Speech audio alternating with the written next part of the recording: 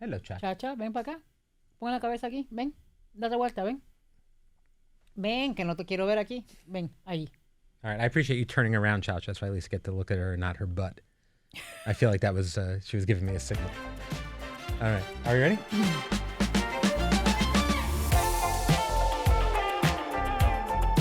All right, we are here in the Behind the Table Studios, Season 3, and the first Season 3 episode with Anna Navarro and special guest, Chacha. Hello, Chacha. She looks great. She's awake. Usually she goes to sleep. I'm always amazed at how she can sit so close to you when you're fired up and passionate and talking and not wake up. I think she's used to it. Yeah, I guess so. All right. Well, listen, you weren't on the show today, but it's a very sobering day in general in this country. We talked about the horrible news about conservative activist Charlie Kirk after he was shot and killed on a Utah college campus on Wednesday. What was your reaction to this? What were you shocked to hear it? Yeah, I was at lunch yesterday, and the news came out when I was at lunch, and yeah, it's shocking. And it is a very sad day today Yeah, because it's also been 9/11, of course, 24 too. years Yeah. since 9/11. It's a day when we all take time to remember those almost 3,000 lives that were lost that day. But it's a very different day, right? Because 9/11, we were being attacked by foreign terrorists who wanted to bring down this country. And what we've seen in these slew of political violence and assassination attempts and assassination now is Americans turning on Americans, even though we don't know the motive yet. And there's a lot that we don't know. So it's very concerning, and we keep seeing it, right? Just in the last few months, in the last year, we've seen the assassination attempt against Donald Trump. We've seen the two legislators in Minnesota that were shot to death. We're seeing this, Paul Pelosi's head getting bashed in Josh Shapiro's house was lit on Josh fire. Shapiro getting lit on fire. It's one after the other, and then. I'll tell you what I'm afraid of. I'm afraid that it will become what I sadly feel school shootings have become, where Which there was one yesterday, by the way. where there was one yesterday, in Colorado, Yeah. and where it's almost Numb. the new normal. Yeah. It is almost the new normal, and then for a few hours or a few days, we get introspective when we condemn it, but then nothing changes in the long run. So we've got to figure out what those changes are that need to be done in the long run, and actually make them when it comes to things like this. And it's things you've seen in different decades in this country, certainly in the 60s, where we saw Martin Luther King and RFK and JFK and, others get assassinated. Joy talked about that today, and it's not comforting isn't the right word, but knowing that we've had periods of history like this and come out of it, I guess, is a silver lining, the idea that maybe we're not condemned for things to continually get worse. But I want people who live through that, who learn the historical lessons, to tell us what those lessons are and to somehow help us get past this. I was very discouraged yesterday, though, because, at a time when in the House of Representatives, so people who represent the American people who are elected were reacting to this, a fighting match broke out on the floor of the House of Representatives as they were calling for a minute of silence and prayer. I mean, that's ridiculous. That is ridiculous. If we can't all stop and for 1 minute stop finger pointing, at least for 1 minute, at least for one day, stop finger pointing, and think about the fact that two very small children have been left fatherless. And think about the things that are going on in this country.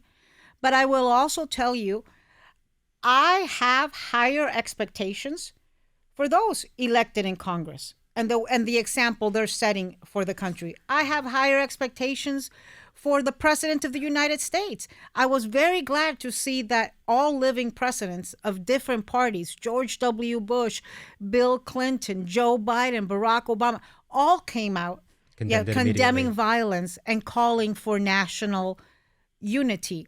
I mean, it's those with the bigger bully pulpits and the bigger offices and the have, to me, the bigger duty to call for our better angels. Absolutely. No, it's horrific. It's really the only way to look at it. The way it happened, the circumstances, how young he was, the family he had, everything else. And listen, it's Brian, you know this. I do a lot of public speaking. Yeah. I do a lot of public speaking in colleges and universities. Mm-hmm. I have had instances where I've had to walk into universities. I remember doing a speech at UVA a few weeks after the Charlottesville demonstrations, and walking in with a security force like if I was walking into a war zone. Yeah.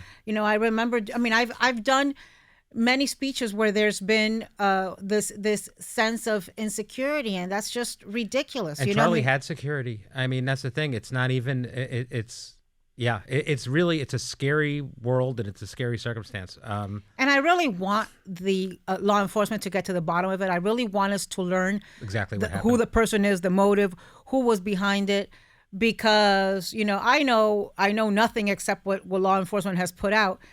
So I have questions that I think the entire nation wants answered. And hopefully answers will help bring us together. I'm hoping, because I think every sensible person will decry it. I mean, again, it's just, this isn't what we think the country is supposed to be. It's not yet. No, it's not yet. And it's not bringing us together. Yeah. It's you look at social media, it's not bringing us but together. I'm hoping you look at the will. reactions of people in Congress, it's not bringing us together. People are blaming each other. Yeah, I'm just hoping that answers will bring clarity. Look, bottom line, and what is a mantra in my life, what should be a mantra in any American's and every American's life is, we can disagree vehemently. Yeah. We can debate as hard as we want, but it should never, ever lead to violence. Absolutely. And I think that's something that, I don't think you and Charlie Kirk would have agreed on very much. I don't think politically, but that's something he believed into. And I think I think you're on the same page there. There is nothing I heard him say ever. I really didn't. I don't know him, and I didn't follow him. But from all the clips, there's nothing that I agree with him on. Mm-hmm. But I agree with his right to say it. Yeah, no, and that was. There's a famous Voltaire line about that. I may disagree with everything you say, but I will fight to the death for your right to say it. Mm-hmm. Absolutely. And I think that is something that if we all believe in the First Amendment and freedom of expression, it means freedom of expression even of people who we disagree with and who we oppose. And I think we have every right to criticize. I think we have every right to call out abuses. Mm-hmm. I think we have every right to defend our democracy and defend what we think are American values. But for me, it's a hard stop when it comes to political violence. And I say over and over again, Americans need to get loud. Americans need to get proud. Americans need to amplify the truth. Americans need to come out and defend the things that make America America. But you hear me say over and over again, do not ever fall into violence. Do not get violence. Mm-hmm. Protests are one thing. Insurrections are another. No, you said that on the premiere this year. We were talking about ICE and everything there, and you were saying just, don't, film them. In America, we have our weapon is our vote. Right. Our weapon is our voice. And we have elections coming up in a little bit over a year. We have elections coming up in a little bit over a year. Yes. We have that time, if we want things to change, to make changes. America, our biggest weapon is our democracy and our vote. Let's talk about some other news from the week, because the first excerpts of former Vice President Kamala Harris's new book, 107 Days, about her presidential campaign, were released this week. The biggest headline was Harris saying that Democrats made a mistake and it was recklessness to allow President Biden to make the decision alone on running for re-election. Were you surprised? Did you read the excerpt, or were you surprised to see it? I read the excerpt, and I read the reaction. And look, I don't like this. I really don't like this, because I love and admire Joe Biden. I know many of his close advisors. I love and admire Kamala Harris. Yeah. I know many of her close advisors. I'm not surprised, and it is not news to me that that there was dissatisfaction, and it's, I mean, it's something that happens with presidents and vice presidents. A lot of vice presidents don't feel that they get the respect that they deserve, that they get the support that they deserve. Look, I feel very strongly that Democrats need to move on and stop relitigating the past. I understand Joe Biden and his team wanting to defend his legacy and his term and the things he did.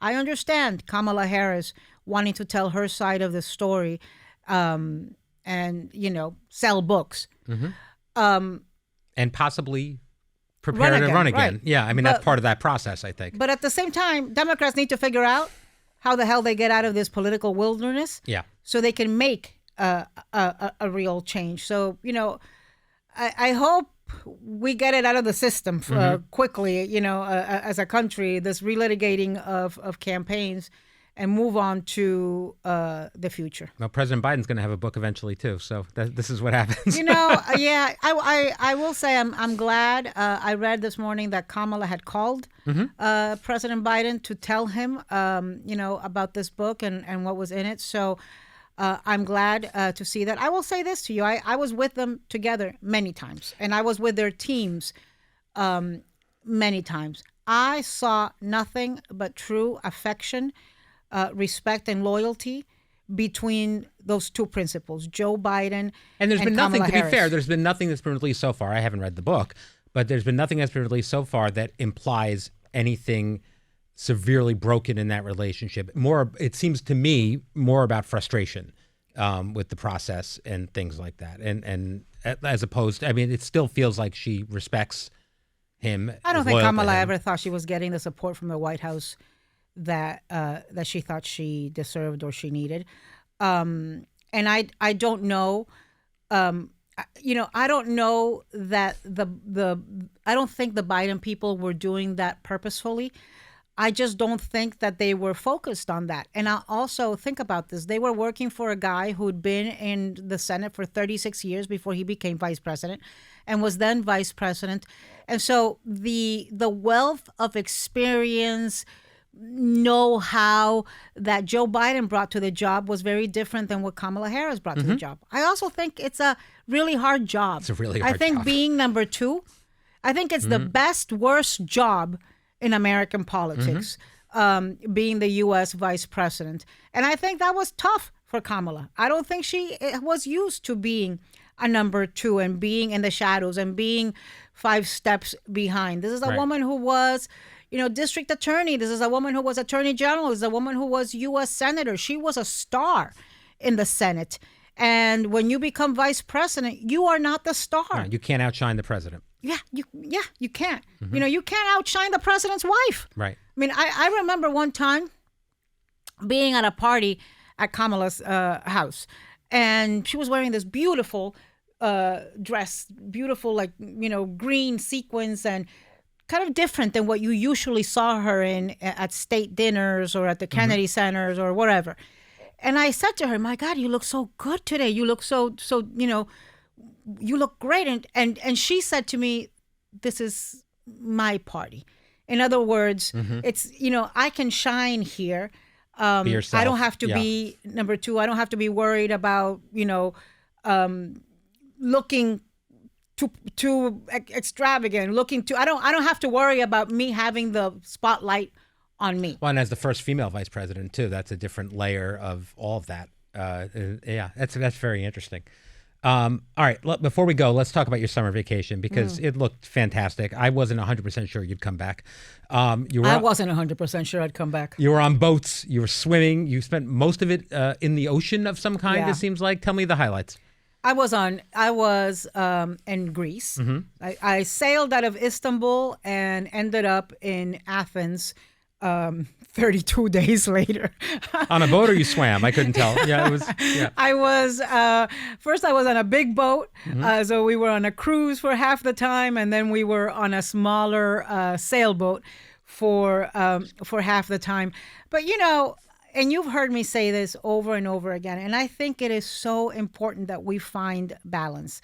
And for me, the water is just healing. It really is. Yeah. It's it's like where I can let everything float away. And it was great to spend time with Al and Chacha, and I had my niece and nephew, my nephew who lives in Nicaragua, my niece who I don't get to spend enough time with us. So it was fun to have that youthful energy around somebody. So, I mean, since you weren't around, I had somebody that could help me with all my technological challenges, that could, get the Bluetooth on the boat working and get the, have a song list and do things. Do they want to come work here? Because like I'm tired that. of doing it.